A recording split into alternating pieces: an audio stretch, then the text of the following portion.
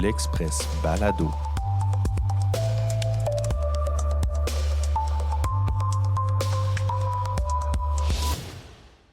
Bonjour et bienvenue dans cet Express Balado spécial élection municipale. Dans le cadre de la course à la mairie de Drummondville, l'Express s'est entretenu avec chacun des candidats, soit Éric Beaupré, David Bélanger, Alain Carrier, Alexandre Desbiens et Jean-François Houle. Notez que l'Express n'a pas été en mesure de rejoindre Rénald Thériault. Aussi, Jean-François Houle a été le seul candidat à réaliser son entrevue avec nous après les 2 débats électoraux organisés par la Chambre de commerce et d'industrie de Drummond et par la Corporation de développement communautaire Drummond. Au cours des prochaines minutes, vous pourrez entendre les candidats répondre à un ensemble de questions identiques ainsi qu'à une question personnalisée à leur situation. L'objectif est d'offrir une chance équitable à chacun de se présenter et de partager sa vision pour la ville de Drummondville s'il devait être élu le 2 novembre prochain. Voici maintenant l'entrevue d'Alain Carrier réalisée par Louis-Philippe Sanson. Bonne écoute.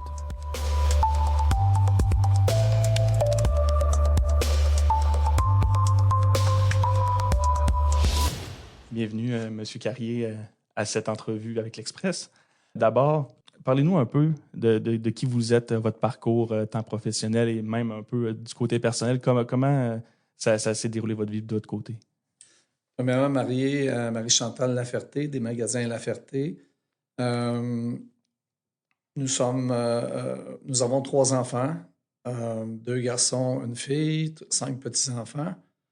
Côté affaires, notre première entreprise a été le Centre de jardin Alain Carrier, maintenant connu au Québec pour une des plus grandes entreprises d'aménagement paysager.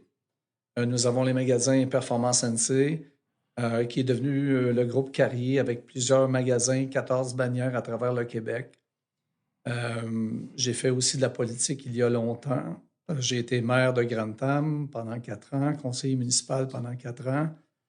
J'ai été maire suppléant de la ville de Drummondville pendant 2 ans, maire de Drummondville pendant environ 15 mois. Donc, voilà un peu mon parcours. Et là, vous vous présentez à l'élection municipale du 2 novembre prochain. Pourquoi vous considérez être le meilleur candidat pour occuper la fonction de maire de Drummondville? Être le meilleur candidat, c'est bien sûr qu'on veut toujours être le meilleur candidat, mais avec le respect envers les autres, moi, je pense qu'avec l'expérience que j'ai au niveau municipal, au niveau des affaires, vous savez très bien que la crise présentement économique avec les tarifs qui nous sont imposés, avec l'immigration, les problèmes qui vont surgir dans nos entreprises et tout. Alors, je suis en mesure de pallier à ça parce que je suis très près de l'administration des entreprises. Je connais les affaires, donc je pense que je serai le mieux placé pour faire face à ce qui s'en vient. Vos priorités pour un prochain mandat, lesquelles seraient-elles et comment vous pensez les attaquer? Est-ce que vous avez des exemples d'actions que vous aimeriez poser pendant un mandat de 4 ans? Mais comme j'ai dit, je suis revenu parce qu'on me l'a demandé. Je pense que le communautaire, vous le savez, quand je dis c'est notre famille a donné beaucoup d'argent aux communautaires, à différents organismes. À l'hôpital Sainte-Croix, vous savez, on a versé plus de 2,5 millions de dollars à toutes sortes d'organismes au cours des, peut-être, je dirais, 10 dernières années. Ça nous touche énormément, les gens démunis, les gens avec certaines maladies, des handicaps, etc. Moi, je veux aider les groupes communautaires qui ont besoin beaucoup de sous, qui sont sous-financés, et je compte bien prendre cet argent-là à travers les dépenses farfelues qui sont faites souvent dans les villes, sans les nommer, il y en a énormément. Alors, ça, c'est une de mes premières priorités. La deuxième, c'est de resurfacer nos rues. J'ai dit dans une vidéo que j'allais mettre un moratoire de 2 ans sur les nouveaux aménagements de parcs, des nouveaux investissements, refaire des nouvelles rues, tout ça. J'aimerais plutôt consacrer ces argents-là à refaire nos rues. Quand je dis nos rues, c'est toutes nos rues le plus possible pendant 2 ans. Après 2 ans, voir où nous en sommes rendus. Et après la 3e année, voir qu'est-ce qui doit être fait. Naturellement, il y aura sûrement des urgences à travers ça, mais on va les régler une à la fois. Mais pour le moment, c'est une de mes façons. L'autre aussi, parlons du logement. J'étais au comptoir alimentaire, je parlais avec beaucoup de gens.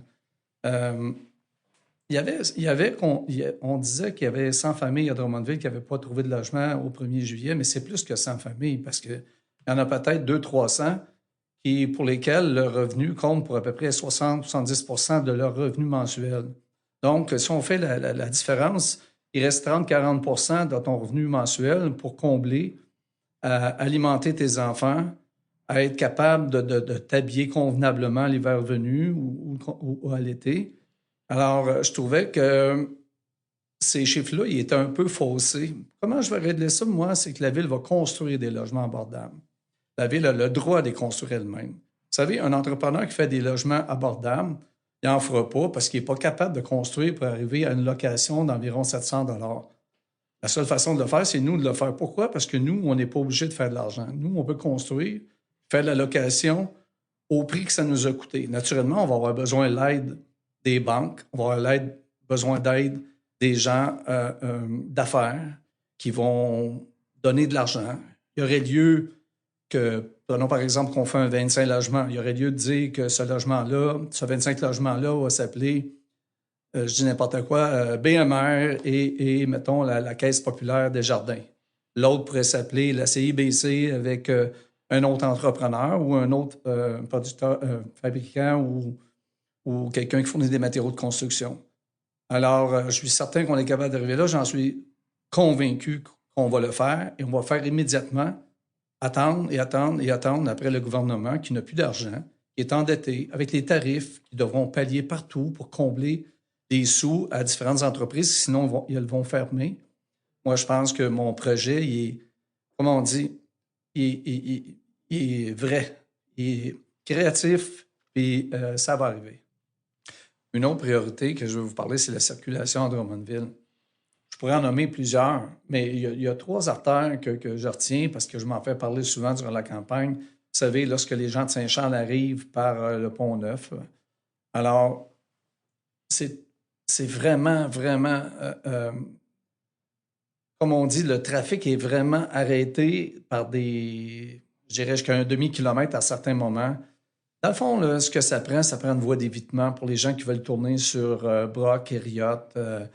Il y aurait lieu de le faire parce que, d'une part, la piste cyclable a été construite un peu trop large.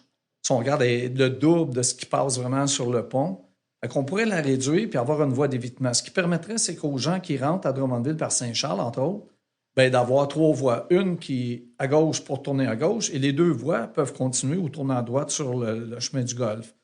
On regarde aussi la rue Saint-Pierre. La rue Saint-Pierre, c'est le bordel un peu le matin. Tu sais, le matin, le midi, un peu tout le temps. Ils ont mis une piste cyclable là. On est rendu à une voie, mais la ville grandit. Le nombre d'autos grandit. Il y a plusieurs personnes qui s'y installent. Donc, il faudrait enlever la piste cyclable qui est là et la mettre en arrière sur la rue Cardin. Donc, ça permettrait 2 voies de chaque côté sur Saint-Pierre d'entrer et de sortir de la ville.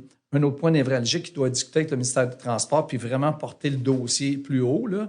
C'est incroyable. Au coin de la 139 et de la 55, quand les gens veulent entrer chez eux le soir, on a un peu le même problème quand on veut quitter le matin.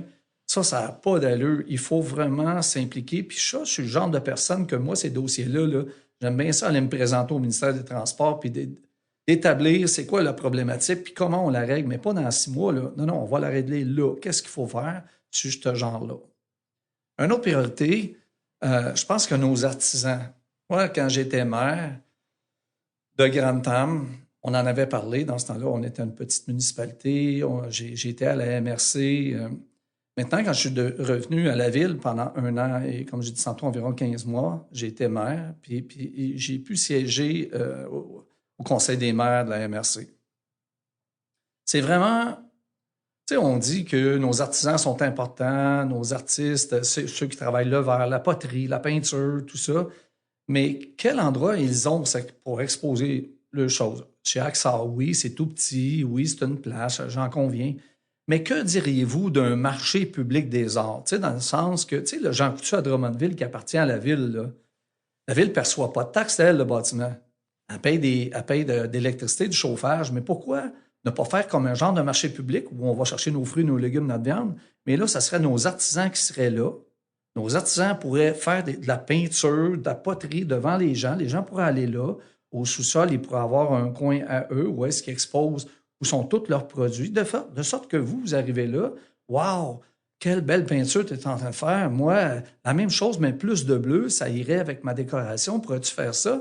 Je pourrais certainement, mais viens voir au sous-sol, j'ai déjà des produits. Comment, comment charger à ces gens-là? Ben, juste un retour sur les ventes, un pourcentage minime, juste pour couvrir les frais de la bâtisse. Fait qu'au lieu de faire une deuxième salle de spectacle qui va nous coûter, au bas mot, à l'époque, 10 millions, ben, ça va coûter à peine 500 000 pour rénover l'intérieur, un peu d'agrément à l'extérieur.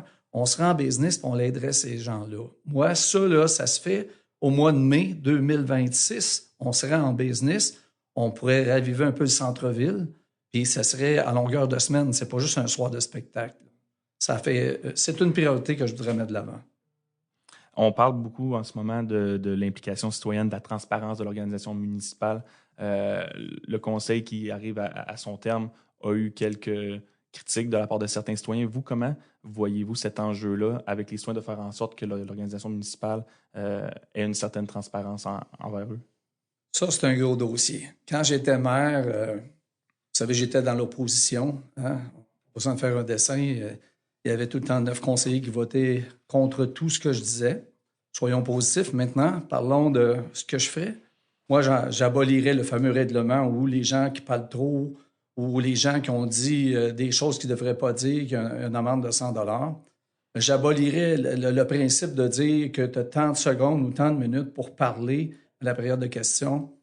Je pense que pour être capable de rallier les gens, puis que les gens regardent leur conseil municipal, que les gens sachent que ces gens-là sont là pour les représenter, bien, il faut les écouter. Voyez-vous, moi, je vois ça comme une équipe de hockey. Tu sais, mettons, t'es élu le capitaine de l'équipe, tu joues avec les citoyens. Alors, tu peux bien jouer tout seul dans ton coin, mais tu ne te feras pas aimer. Tandis que si tu joues avec tes citoyens dans l'équipe, tu les écoutes, tu leur fais des passes, puis je pense bien que cette équipe-là serait gagnante. Donc, faut absolument. Il y a des gens qui font des trips personnels, ils sont élus maires ou conseillers, ils font du porte-à-porte, puis ils disent hey, moi, là, je suis là pour vous écouter. D'ailleurs, on en voit plein sur les pancartes. Il y en a certains que je dis mais pourquoi tu ne l'as pas fait durant ton dernier mandat?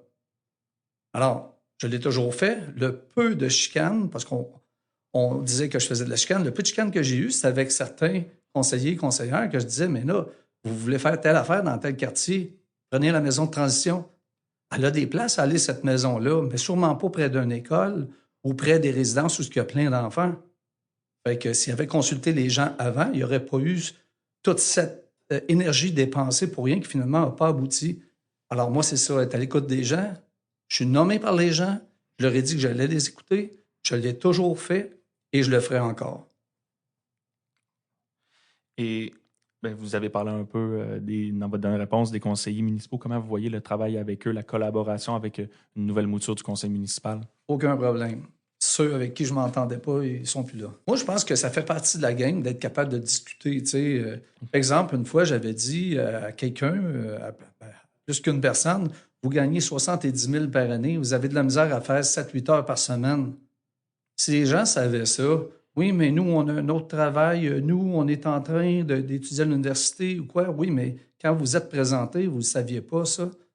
C'est des genres de choses que j'ai discutées, que je n'étais pas d'accord avec le principe. Est-ce que c'est une chicane? C'est un point que j'apportais, puis qui sort là aujourd'hui, mais si les gens avaient su ça, peut-être qu'ils auraient dit, M. Carrier a raison. Hein? Toi, c'est un employé qui travaille 5 heures par semaine, puis gagne le même prix et plus cher que la moyenne salariale à Drummondville. Bon, ben, vous seriez le premier à dire, moi, je m'excuse, mais je ne peux pas t'engager. J'ai besoin d'engager quelqu'un qui va faire les heures qui doivent être faites dans la place, 32, 40 heures, mais il faut que tu fasses ces heures-là. Donc, est-ce que tu es un patron chialeux? Non, mais la réalité est là. À l'heure actuelle, il y a plusieurs candidats qui se sont portés candidats pour occuper le poste de maire. Vous voyez ça comment? C'est une campagne. Ça fait longtemps qu'on n'a pas vu ça à Drummondville, autant de personnes se porter volontaires pour la course à la mairie. Vous, comment vous voyez ça, cette campagne-là, avec autant de gens? Bien, ça montre, selon moi, une insatisfaction de la population de Drummondville. Je vois, c'est vous qui me l'avez dit tantôt, vous êtes journaliste, donc vous avez vu comme moi l'insatisfaction générale des gens de Drummondville qui disent, voyons donc, ils viennent cogner à notre porte et ils veulent être élus, ils disent qu'on est à notre écoute, mais ça n'arrive jamais.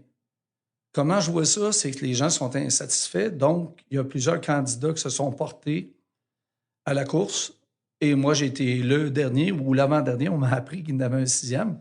Alors, moi, je vois ça de bon augure. Tu sais, tout le monde a le droit de postuler à un poste. Puis tout le monde a le droit de dire ce qu'il veut faire. Ce que je remarque présentement, c'est qu'il y a un respect. Tu sais, il y a un respect parmi les candidats.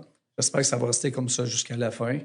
Mais présentement, on fait valoir nos idées. Puis, comme on dirait, celui ou celle qui va avoir atteint le plus les citoyens, ça devrait être celui ou celle qui va gagner.